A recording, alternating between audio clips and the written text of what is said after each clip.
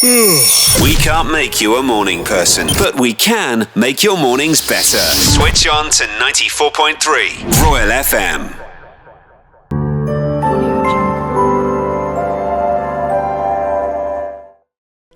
Welcome to the conversation of money, because of the importance that money plays in our everyday lives. Yeah. Somebody called it a lubricant.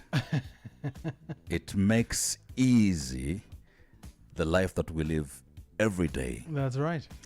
So Isaac Ngusi is in the studios. I call him our beloved Beloved. Isaac Ngusi is in the studios. Good morning, Isaac. Good morning, and good morning to all our listeners on air and online. Now we are live both on Instagram and on LinkedIn That's right. for this brilliant Wednesday midweek money conversation. Truly yours, Jesse the African Son, your host. Juliana is out for a cup of coffee, but joining us shortly. Now, we have a situation today from this, I would say, a very intelligent young person, a young adult. She is just 24 years. She's been following these conversations. 24 years, sent through a couple of questions to us, like been premeditating on some of the things that you talk about, Isaac, Jesse, and Juliana. I live in a family of 4 siblings, and we have parents who've really groomed us well, given us the right education. Our parents do have some assets, but she says she doesn't really think that she knows everything about the business that they actually are involved in, and details to some of these assets. Maybe they just know about a few things so far at 24 years. And now she was asking and wondering, how can I bring up a money conversation within the family to avoid future trouble? It could be an unsettling conversation for the parents. They might wonder, why am I asking these questions? Why am I doing whatever? Could there be somebody who is pushing that needs information?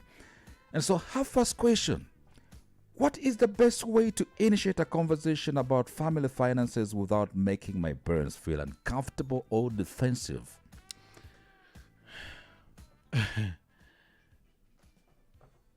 So there's a story of a family who lost their father. They lost the father unexpectedly, as usually the case is. Somebody passes away unexpectedly.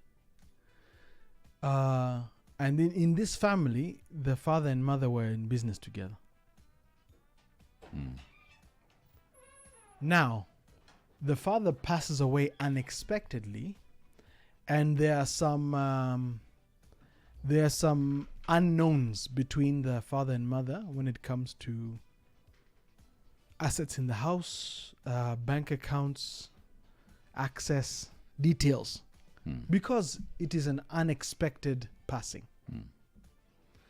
Usually, when a passing is unexpected, it's also unprepared. I think the number of, by the way, this is another morbid subject, but it ties directly to the question.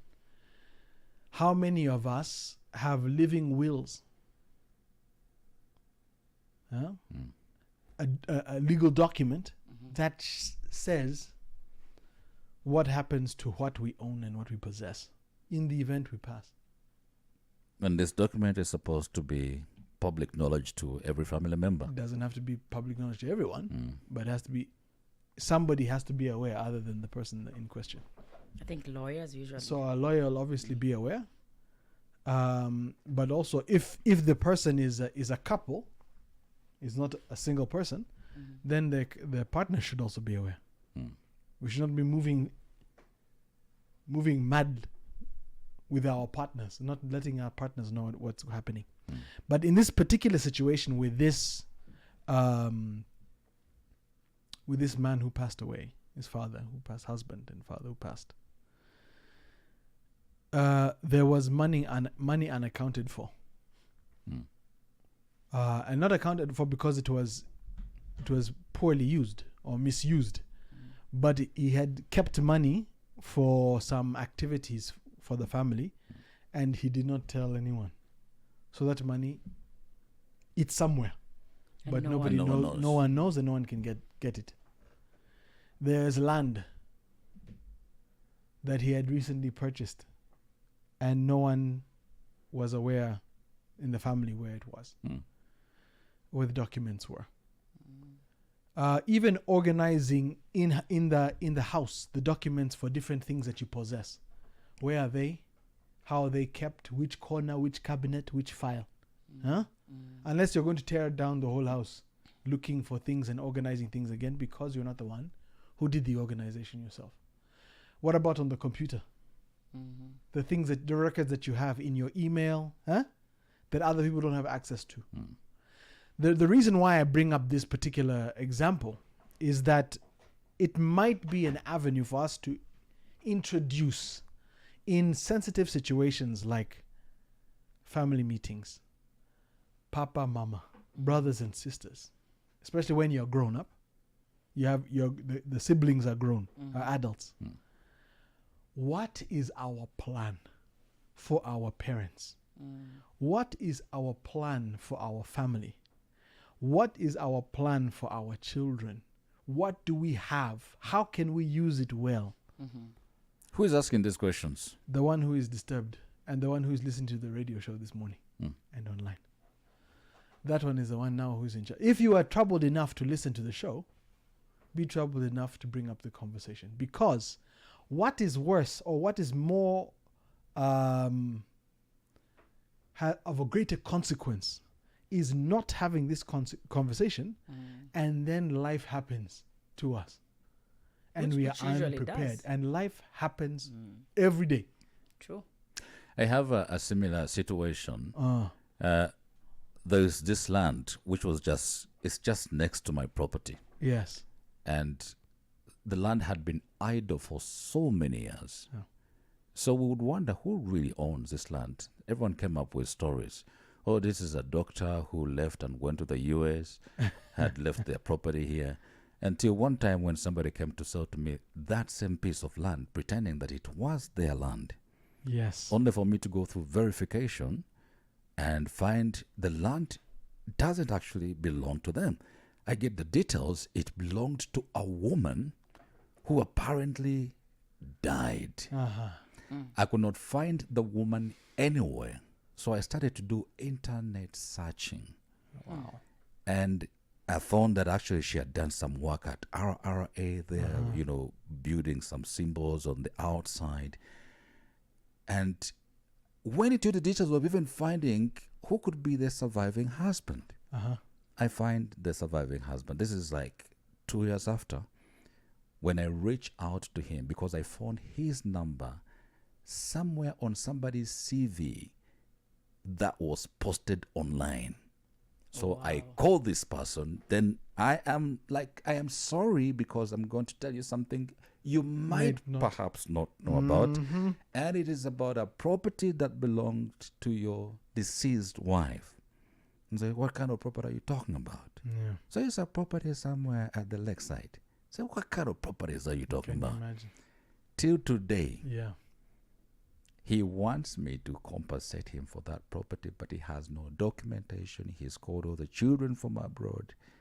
They don't have paper and we cannot proceed nowhere. This is what happened. I feel sorry for him. So it means the wife had property that the husband was not aware of. You know those conversations women tell themselves that you should have some things without telling your husband. Like our side thing. Side things. Yeah. Yes. A minute. Sasa. Side investment. That one is another conversation entirely. But these problems enter into relationship or enter into family dynamic. When we are, these situations, these dynamics, these problems, when we are unclear about what we own, what we have, and what we want to do with it. Because also, by the way, having assets, having land, having cash, having bank accounts, having businesses, just because you have them doesn't mean that you're using them efficiently, number one. Also doesn't mean you're using them for some kind of goal that benefits the family. They could just be generating money somewhere or waiting somewhere. But let's say you want to plan for your parents to retire. You want to plan for the needs of the family. You want to plan for doing things together. Financially concerned things as a family. Why don't we use all that we have to get to where we want to go as a group? Or we are all going to go individually. 5 individual fingers are weak, but together they're stronger. You have a fist. Now, to answer this lady's question, what's the best way to initiate this conversation? I would start with a story. I'll start with a story that you heard on the radio. That you heard on the radio. A story of the consequence of not having this conversation. I think that's the beginning of any. And by the way, the number, we have to check on the statistics on the number of people who do not have a last will and testament. And sometimes even culturally we feel like this is something we should not talk about. This People is something we should not doing. Because it's like you're calling bad things to happen. We're I also don't like that conversation. Yeah. Why? I don't like it. But that's the reality. The problem is, what if? What if it happens? Saying I don't want health insurance because I don't want to fall sick. Because if I sign the contract for I'll health start insurance, falling one sick. day I'll wake up tomorrow I'll be sick. So don't get health insurance. Listen, a plan of what to do with what you have. It saves your family headache. You have all seen situations, especially the more that a family has, when a patron or matron that family pass, the more problems they leave when the kids are now fighting. The siblings of the parents also want to start. They also want uncles to and aunts also want to participate. Everyone wants share. Somebody is chasing the wife that you're not part of us. It's our brother's things. It is our brother's things. I've heard such stories. And they don't even know if you and your brother how much you contributed to those things they want to take away. And how you struggle to get them. Some brother, some cousin that you haven't seen in 25 years. He will show up. Is now, hey, where I want my share. and you have no last will and testament. So now cultural practices come into play. Family dynamics come into play. Strength of grandparents and siblings and their demand. Ninde afite jambo rya nyuma. How can I balance the desire to contribute to family expenses with ensuring that I am also building my own financial future? This is the same kid who is asking. 24 years. Okay. But she says she's already earning some money. Now she wants to be able to balance, be able to contribute to family expenses, but at the same time, be also able to pursue her financial future. This is a difficult one, and the dynamic is going to adjust depending on your own personality, your own priorities, and your definitely your family and social dynamic, because you're talking about how much of my money should I be putting towards our family concerns. Yeah, because you can't start the family money conversation when your money is just out there. You are driving it on the road. Or you have nothing. You're driving it on the road. You're buying the expensive cars. Everything is in the car. And you want to have a family conversation about what your parents have. So you can start chewing it. Is this child trying to plan for when they're trying to rush me to the grave? These kids will kill me very fast. These kids are going to kill me for my money. No, I think it's an important conversation, because also, especially in our African, sub-Saharan African cultures, we are very collective. Almost all of our cultures, we are collective. So we feel a sense of duty to our family, to our community, and that extends to our money. But we have to make decisions, and this is where you have these hard conversations. How much of what you have, how much of what your goals are you willing to sacrifice for the sake of the community? And how much of the community are you willing to sacrifice for the sake of your own goals, your own objectives? One of the reasons why I think this is a difficult conversation is because we don't take time to sit down and actually plan what we wish to do with our money. What's your goal for the next? What are 3 goals that you have for yourself for the next 1 year, financially speaking? What goals do you have yourself for the next 3 to 5 years? What goals do you have for yourself for the next 10, 15 years? Most of us don't know. Everything is a miracle. Hallelujah. We just live by day. Day by day. Comes. Yeah. By the way, we just saw a bunch of unintentional people. This is unfortunate. But, and it's not just us. But it's just not us, it's a human problem. Because we are more concerned with right now, especially in our modern context. Microwave generation. Microwave indeed. Push button generation. You just want to push and it's done. You want to click, double click maybe sometimes. We're even lazy to double click. We want to single click. And we expect things to get done. This is not the natural progression. And it's also short-sighted. Because if we are only living for today, it means we have no preparation for what might come in the middle and long term. No eventuality plan. No at all. No horizon planning at all. You are just floating in the sea, meeting day-to-day needs. But when the waterfall comes on the horizon, you are completely unprepared. So making plans for what you wish to do for yourself, short, medium, and long term, gives you a long-term view and a short-term approach, but also it gives you an opportunity to see what you are willing to sacrifice for community, for family, for people around you, for Ubuntu mindset, while knowing how those sacrifices impact your goals. If I do this, it means I can't do that. By the way, in economics, they have something what they call opportunity cost. Those of you who are married and listening, you understand very well. Because when you marry, depending where you marry from, they say, I choose you, Juliana, forsaking all. And that is others. The absolute opportunity cost. That is the maximum opportunity. Yeah? Do people know? Are they people aware That's what it says. It says I've that left all the tall men. All of them. To choose you. The short one. This short one. But why are you giving me short men? Now, Isaac, I have a question. Yes, please. This is personal, by the way. Please totally go personal. Ahead. And go ahead. It kind of been bothering me. So there's a situation. We are 3 siblings, 3 girls. Yeah. We're the only 3 girls. And there's a chance of us owning property together. There's a beautiful house somewhere to buy. And we have like that money aside. But some money is missing.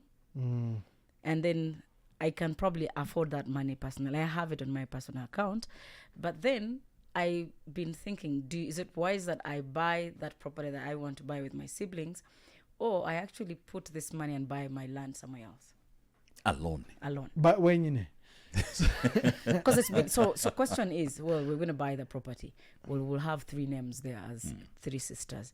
Then what happens? Do I feel like I own this property? The question is what for? The first question for me is what for? What for? To just put a name on property. We just want to put a name to our property. So that's it. Also, the land is just that's my land. That's my personal thing that I've worked for. But is it yours? No, I'm saying it's ours. No, the thing is there's my and then there's ours. Okay. So for the hours, I would say do that if you know what you're doing it for. Okay. Anything you invest in, please know what it's for.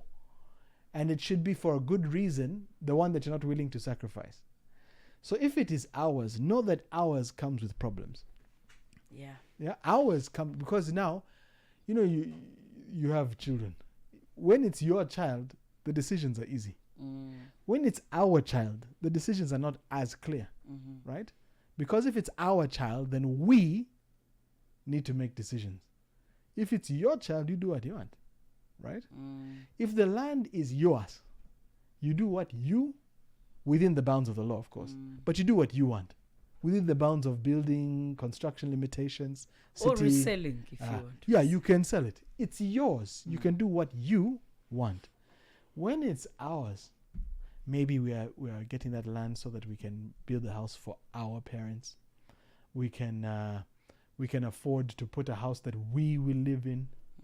Collectively, we want to cut costs. We want to live together. We get along, or at least the fights that we have, they are manageable. Yeah, but when you do things again as a group, so the costs either way, the benefits and costs either way, right? When you do things together, generally speaking, you can do more faster when you do together than when you do by yourself. When you do by yourself, generally speaking, also depends on the money resource you have. Generally speaking, when you go by yourself, you go it's more costly. It's more difficult. What I must say is you are even lucky. At least for me and my siblings, we have failed to buy anything together. In as much as my parents would suggest. Yeah, but you can't agree. But for some reason, you can't agree. Everyone has their personal agenda. Yeah. And they cannot predict what you might do. I mean, it's like, I have been there, and I know we all have our agendas. You even try to say, but you see, this money was meant to do this for myself, not for all of us. But then you realize, there's one older one who says, but this is good for all of us three. We need it. We need to get it. So why? The question is, why? Are we buying this land to sell it, to wait for it and to sell later? It's potential, rather, it's a potential place that later on you can resell and make money, or you can like furniture it or do something later, like do business out of it. Yeah, however, I've had experience with those things need to be clear. Yeah. Isaac, there are families that struggle in this area where all the siblings have gone to start work, but they still live under the parents' house. Yeah. Now, the challenge is the distribution of the cost that is required to operate and run the home. When you find there is a miser who never pays. She earns the most money. And then it's a she. Yeah. No. It's a sister. Let's not gender whatever this. She loves luxury. She's the one who is always traveling. But she's the first to make noise that there's no food. At home. And like, you guys, how come there's no food at home? No one has it. But she came driving in a very expensive car because she can afford the car. But she does not. She would not commit any money on cash power at home, or even to just improve the living conditions at home. The question is, what does somebody have to do when you have siblings such as these to have them engage in a conversation where they can share financial responsibilities within the home without creating tension? Well, I don't know about the without creating tension part. The tension will definitely be that without creating tension part. I don't know how to answer that.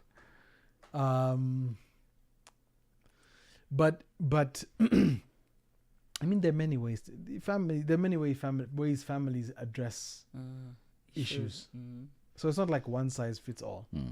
And I don't think there's, again, like I said, I don't think there's really a way to avoid tension and difficulty and problem. But families move through difficulty together. That's part of being the flavor of being a family. However, I would suggest that we take responsibility for our as adults. You take a responsibility for your costs, for your expenses. It's part of adulting. It's part of the contract when you become an adult. It's there in the fine print that you take care of. This is when you fail to pay a bill, and my late mother will tell you, please, can you please go and rent your own place? Yeah, exactly. I was thinking about the same idea. Don't you think it's ideal to just push these kids once your adult child has started to These work? are cultural things also. Push them out of the home. These are cultural things. Let them go find their own nest. Now, there are those that push them out. Then there are cultures that hold them in. Yeah. You know that we have many cultures, especially when you think globally, where you can have 4 generations in one house. 4 generations of a family in one house. So it's a very cultural thing, and it's not necessarily that one works better than the other one. It's very circumstantial, very situational. What is critical is that we need to start owning the cost of being an adult, of living. Yeah. Whether it is on your own, whether it is now there are advantages of chasing your grown children. There are advantages. Number one, and one of my favorite teachers in life, is hardship, difficulty. Huh? When you're out by yourself, there's no, when your grown children are in the house, they have some assurances. They have some guarantees. They're guaranteed where they will sleep. They're guaranteed most likely that they're going to eat some. Maybe they're not going to eat what they want, but they're going to eat, right? They're guaranteed some basics. That guarantee also robs them a little bit. That guarantee robs grown children a little bit of onus, of accountability, of responsibility for themselves. Because if they were out there, there's no landlord who will guarantee that you sleep. There's no grocer who will guarantee that they will feed you or give you supplies. You have to go out and earn it. And when you are short, you have to figure out. And usually we figure things out when we are in a tough spot. When we are in comfort, the pressure to figure out is diminished, is reduced significantly. So sometimes unless you cannot create that environment in the house where you can push people. Because I know there are some parents who know how to push their kids. Push to go? To figure out things. To pay for bills. Your parent will kick you out of your house. You have not paid your rent in your room. Can you collect yourself and I think my parents were just too lucky. Never waited for a push. I just went. You moved. Okay, when the first 3 months returned, because it was too hard out there. Imagine me, I never returned. That's not necessarily. Imagine after uni, after living in a hostel for a long time, I said, I don't think I can go back home. I need to be independent. I think I learned to be independent at a very early age. But which is not what my nieces are doing, and it's a little bit disturbing for me. Are you a firstborn? I am the last born. Is there a gap between you and the others? A very big gap. It's like being a firstborn. So my nieces, however, are acting like last borns in the house, and it's a little bit disturbing. Like they need to learn to be independent. They were done with uni and they're back at home, seated and very comfortable, and I find that extremely disturbing. Yeah, but comfort is an enemy of progress. Yeah, they're very comfortable. I mean, everything is there. They're not paying for any bill. Food is there. They are chill. They don't even bother to look for jobs. Comfort is an enemy of progress. Farm, get some pumpkins and just sit Go and dig. How? Find something to do. Like stop being comfortable. I don't know if you have grandmothers. I don't have both parents, but I don't even have. But in our generation, grandparents, at least in our part of my people, grandparents were the ones who made you work. If you were at home, were they on holiday? In Bugema, in Mbarara, if you're at home, go to the farm. You go to the farm. So you can't feel peaceful. It's not like today where you wake up at 11. You switch a remote. Got on your phone. Those days, of course, we didn't have phones. You get up at 6, go to the 5, farm. And you're on holiday. That I'm on holiday. 5 a.m. You're waking up earlier than when you were in school. 4 a.m. That we have to 3. Let's go take the cows. I think that's why our dad used to take us to the village a lot, to the farm. Last question, because of time, Isaac. The news has to come in. This lady continues to say, my father has always been open and honest about finances. Yeah. My mother, on the other hand, arivugira ngo reba ibyo bikureba. Is that the right way to put it?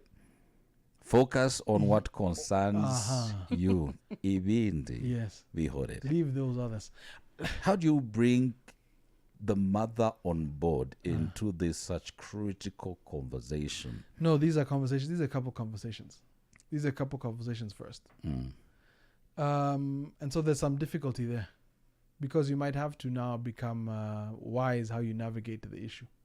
If you know, like one parent or one family member doesn't want to touch the subject, it's not your business. What your father and mother have, it's not your business. Now that's another level of difficulty, because it is in fact your business. It is your business, but now it's not your business. My parents are telling you it's not your business. It's your business because you're a family. Okay, especially when you're adults. If somebody's still a child, that's a different story. But if you're adults, somebody's 24 years old, then the progress of the family is all adult members of the family's business. So I would have a conversation with a approachable parent first. Though if it's the father who is approachable, start there. If it's the mother who's approachable, start there. But they have to be on the same page in order for you to do anything. So would it be a duty of a child to teach the parents? Sometimes children become parents, and parents become children. After a certain age, yes. After a certain point in life. It's a cycle. Life is a cycle. Huh? Yeah. Yeah. You see, when your parent reminds you that I think I didn't beat you enough. Uh-huh. Like, who are you? But now they can't beat Who are you to talk? The problem. How do you dictate in my You house? want to teach me about the man I have made? I paid school fees for you. The problem is now you can't beat me. I am past that. The days of beating me are long gone. Are 30 years ago. Now if anyone's doing the beating, it is you.